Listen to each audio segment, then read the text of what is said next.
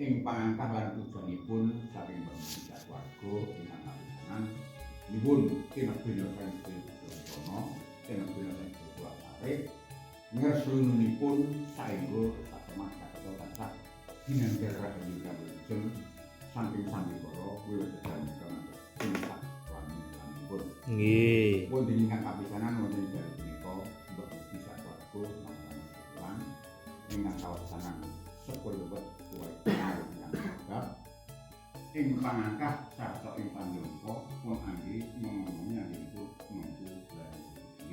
Nggih. Panjenengan saged kawin bisa lakipun mawakan nyoba dalem pun ing pun Mbah Mugi Satwarga kasuwun sak wilujeng sak pangangkat niwasa panipun. Nggih. Sak pengiripun saged keparingan tata titi tentrem kebena saking Surakaripun ngresinipun saengga saged tansah jat langkas wiwit kedamekan ing sak lajengipun. Nggih. Ana barang namplek-plek penyakit.